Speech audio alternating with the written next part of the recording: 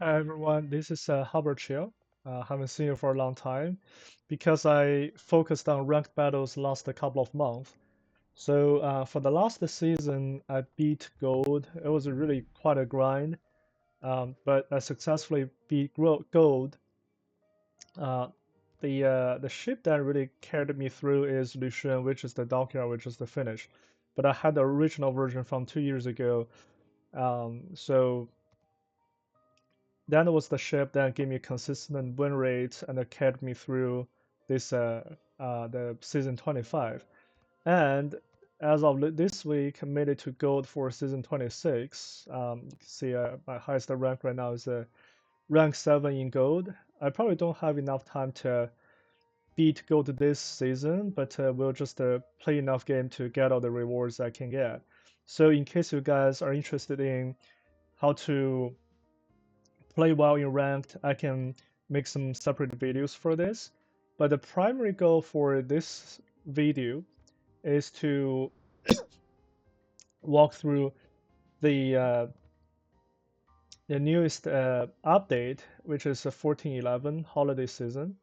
I will walk through what is new about this patch and give you my 2 cents about what is good, what is not so good. So first of all, for the holiday season, you can get one of the five techline ships for free, and the five ships are Lepanto, which is the Italian battleship techline, Izumo, which is the Japanese battleship line on your way to Yamato, Riga, which is for petrol, Sejong, which is for Jinan, and the Fletcher, which is for Girin. So out of the five ships, I'll just super quickly go through the five ships. Lepanto is a good one. I'll give it a 4 out of 5 because it is the ship on your way to Colombo. If you don't have that one yet, you should definitely get Colombo. This is a decent ship in the tier and also along the Italian battleship line. I'd say for the Italian battleship line, before tier 8 is barely playable, but once it gets to tier 9, tier 10, they're good ships. Izumo, I'll give it maybe a 3 out of 5. Reason for that is it's definitely a necessary ship if you want to get in Yamato, but the problem with the Japanese battleship in general is the bad vertical dispersion. Say if you're like aiming at the ship's broadside, shooting from this angle, a lot of time the salvo could land either before or after the ship. So sometimes they just land across or land ahead, right? So it wouldn't scratch the ship at all. So sometimes the dispersion number it just to show you the horizontal dispersion, it might give you a false sense of accuracy, but in reality the ship it just doesn't provide consistent damage, especially when you're shooting from like 90 degrees. Riga is a good one. I'll give it a 4 out of 5. It's the ship you had to grind out on your way to Petrol, and Petrol is one of the better Techline ships in competitive mode, so I'll recommend that one. Sejong, I would say it's probably 3 out of 5, especially for competitive mode. You rarely see people playing Sejong in ranked battle. It's probably more utility and widely used in random, but not so much in ranked. So 3 out of 5.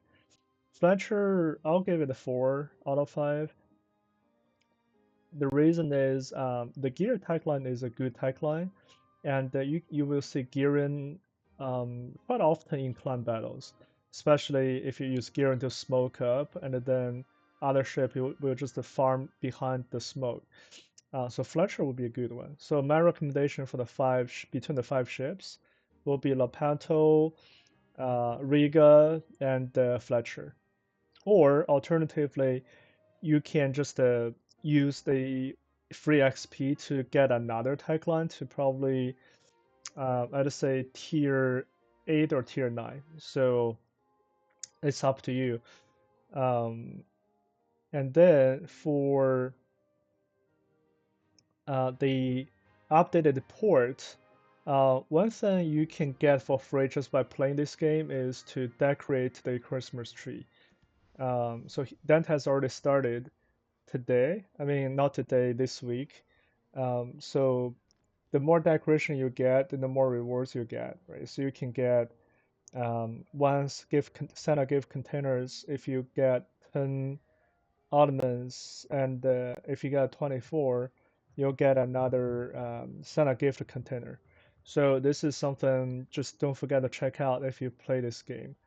Also, the decoration looks pretty beautiful this year. As a side note, I don't know if you really care about, but I think they have some really nice looking decorations there. So let's get back to the update patch note.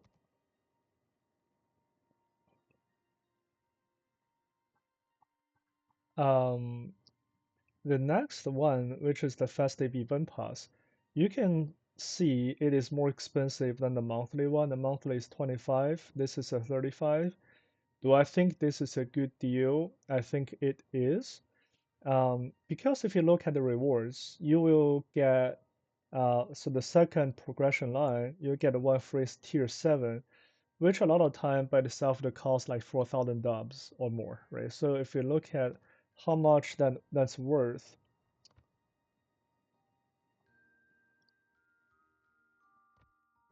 let's look at tier 7s, right? So a tier 7 would be 78, 7,800 dubs. Even with a 25% discount, you still had to spend um, about like 57, 58, right? So that ship by itself will worth the tech line. But you could argue sometime the ship would come back as a coal ship, right? So probably worth 70k of coal.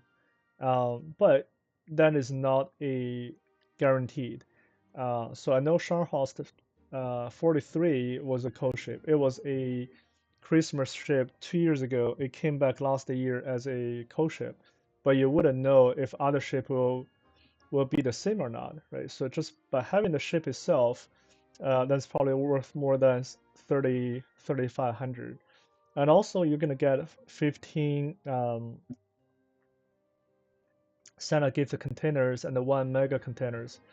And this, you definitely cannot get this by code. You have to spend them by dubs. And they're actually good deals because one of the Santa gift container would cost about, I think it's 20, sorry, 250 dubs. So 15 of that would worth like 3,750, right? 3,750 dubs just for this. And then when Santa gift like a mega container usually costs like 1250. So these two things, I mean all this container combined would give you like 5,000 dubs worth of containers. And sometimes people don't give a crap about this Santa gift container, but that's actually decent reward. I think for drop rate, it's a 16% for a mega container, and then it's a 2.5% for a Santa gift container. So it has a drop rate 2.5 times as high as a super container. So to give you some context, so this almost gave you in terms of ship dropping, um, let's say like 37 super containers, right? So if you put that into context, I would recommend that the event pass would be a good deal. And similarly for the second, the stage 2 of the sequential battle pass. In terms of the two ships, Nuremberg and Lanzhou, I don't know how good they are. I haven't really looked at the status too much, but usually the take is Christmas ships usually don't disappoint people much. For example, um, the Scharnhorst 43 is still probably one of the most popular tier 7 in Browse these days after 2 years. That's just to give you some context. So I think this is a good deal. Um,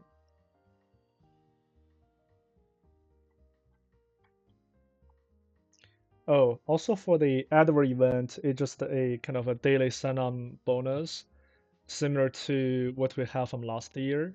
So as long as you play a lot, don't worry. I mean, you will get a reward. The Snowflake is probably the most rewarding one for this season. Um, so if you look, um, it rewards a lot for people who have a lot of tier 10 ships, and there is a whale. I think it's a whale website. I will post the link um, in the description underneath the video, where you can calculate how many festive certificate and the coal and the steel you can get for your roster of ships. Um, and for 5 of this festive certificate, you can get one Santa Mega gift container. So I would always try to exchange the festive certificates with the mega gift containers because it gives you the highest chance to drop ships, right? And this is definitely no go. Having a festive certificate for a 375,000 credit, that's almost like just play one game in a premium ship. That's it, right? So this is not worth it at all. I have about 85 tier 10 ships, so which can give me 85 certificate, which can translate to about 17 mega gift containers. So that by itself can already give me a ship, right? So I would say definitely take advantage of this, and I'll post the link for to assess how many certificates and steel and the codes you get. Um, and for the Santa container, I think there was a separate patch note about what you can get there. Um, I would say La Papa, Sibir, Enchen, Monmouth, and Hildebred are the ships you can get from this time. So La Pampa, Sibir, and Hildebred definitely are interesting ships if you want to get them. Um, and don't forget to claim the Grand Voyage. Definitely, that's almost like a daily free reward you can get. For this dockyard, I saw a lot of comments about it. Would I recommend it? If you're collecting ships, yes, go for it. But when I was looking at the parameters, the dispersion seems pretty bad.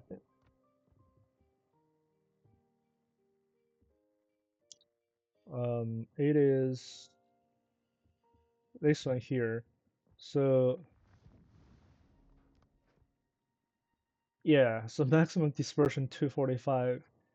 Um, yeah, so just keep an eye on it. I heard um, either PQ or someone else complaining about its dispersion, so it might not be very good.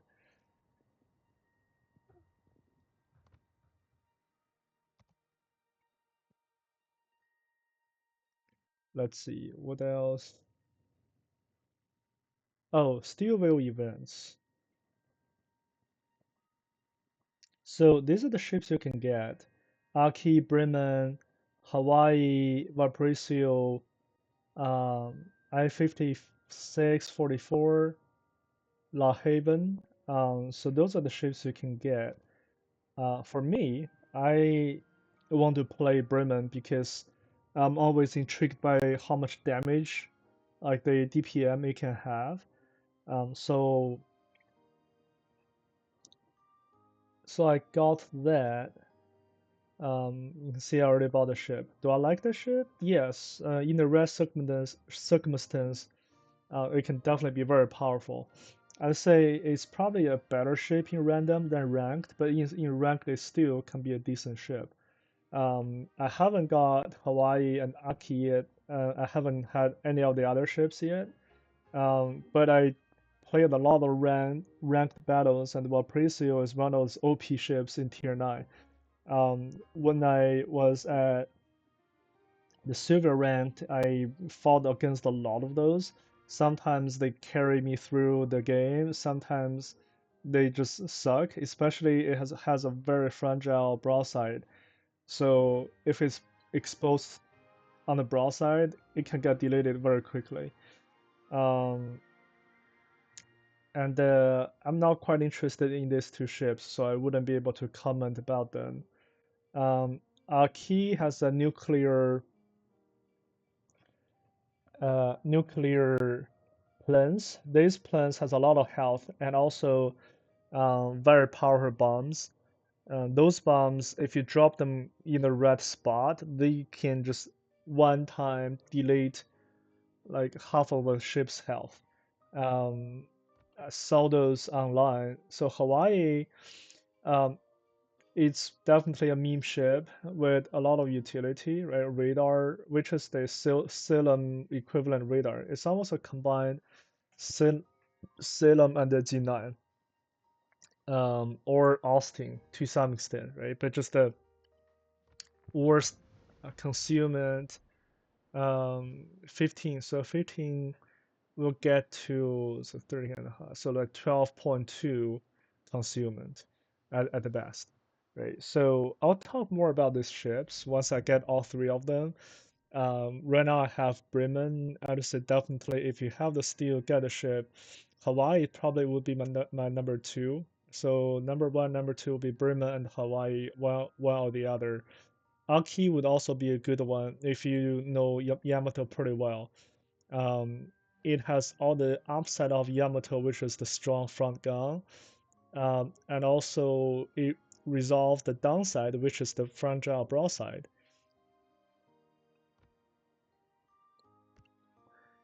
And it also has nuclear plans. So that would be my recommendation. So basically, get these three ships.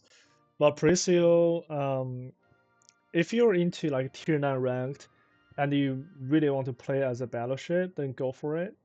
I probably wouldn't want to spend the steel on it, um, because I would imagine there will be too many Valparaisos next ranked season, and I'm not really super big into BBs. I'm more of a cruiser or a DD player in ranked battles. So I'm probably gonna skip this one. I mean, I need to save some steel for next year, so probably I will get one of the two, and then hopefully get another one from the gold container. So that's my brief guide about this new update, the Christmas events. So I will dive deep into more specific contents next few videos, maybe talk about how to get more steel, so have enough steel for the steel wheel event. I mean, at this moment, there are probably limited options if you don't have any steel at all. You can probably get like at best maybe 10,000 steels. So if you don't have, I said like 10, 15, maybe 15 to 15,000 steals, it's kind of hard for you to get a ship, realistically speaking. But if you're on the edge, I can definitely give you some tips how to get more steals. Also, I can show some of the previous videos, previous games, how I played ranked battles, how I ran through rank the games. So just let me know the content you're interested in. So um, looking forward to see you in the next few videos. See ya.